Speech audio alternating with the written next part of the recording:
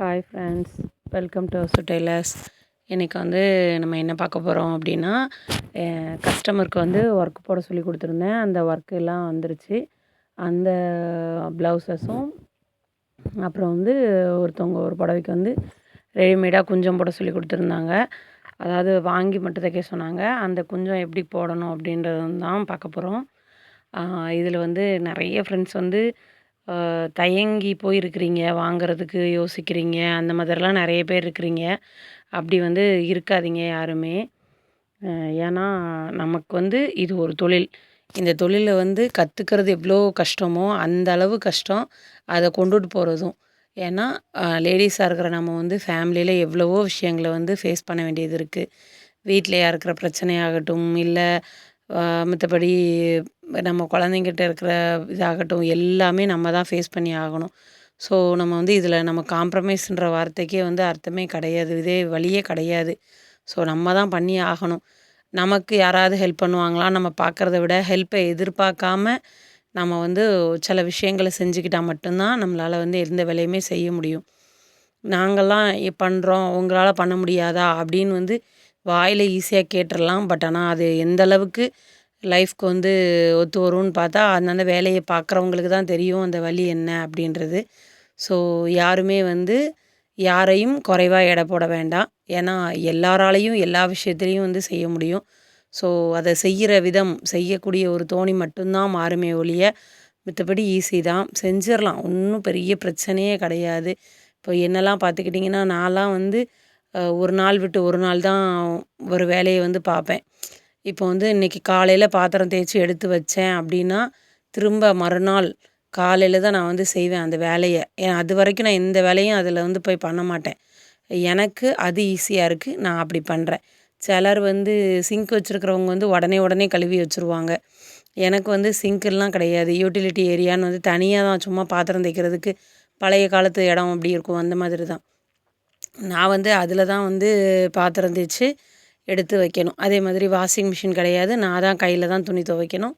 So எனக்கு வந்து நான் அந்த மாதிரி சௌகரியமான எந்த ஒரு இதுவும் கிடையாது. நானே எல்லாமே தனித்தனியாக பார்த்துக்கிற மாதிரி தான் இருக்கும். நான் அந்த மாதிரி தான் பார்த்துக்கிடவும் செஞ்சேன். எனக்கு அது கொஞ்சம் கஷ்டம்தான், நான் இல்லைன்னுலாம் சொல்ல மாட்டேன். ஆனால் நான் ஒரு நாள் விட்டு ஒரு நாள் ஒரு வேலையை செய்யும்போது எனக்கு ஈஸியாக இருக்கிற மாதிரி இருந்துச்சு. ஒரு நாள் விட்டு ஒரு நாள்னால் எப்படி செய்வீங்க அப்படின்னு கேட்டிங்கன்னா, இன்றைக்கி பாத்திரம் தேய்ப்பேன், நாளைக்கு துணி துவைப்பேன்.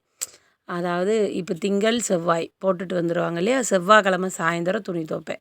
அப்புறம் புதன், வியாழன். புதன்கிழமை வந்து ஸ்போர்ட்ஸ் யூனிஃபார்ம் போடுவாங்க. ஸோ எனக்கு வந்து புதன்கிழமை துணி துவைக்க வேண்டிய வேலை இருக்காது.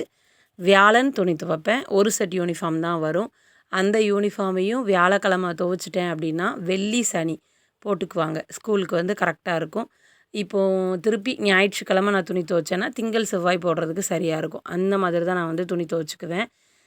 பார்க்குறவங்களுக்கு என்னைய நிறைய பேர் வந்து, "ஏன் அன்னன்னைக்கு துவைச்சா என்ன?" அப்படின்னு கேட்குறாங்க. கேட்டிருக்காங்க நிறைய பேர். பட் ஆனால் அந்த வேலையை செய்கிற எனக்கு தான் தெரியும், அதில் என்ன கஷ்டம் இருக்குது அப்படின்றது. என்ன மாதிரி தான் அவங்களுக்கும் இருக்குமா அப்படின்றதையுமே கமெண்ட்டில் சொல்லுங்கள்.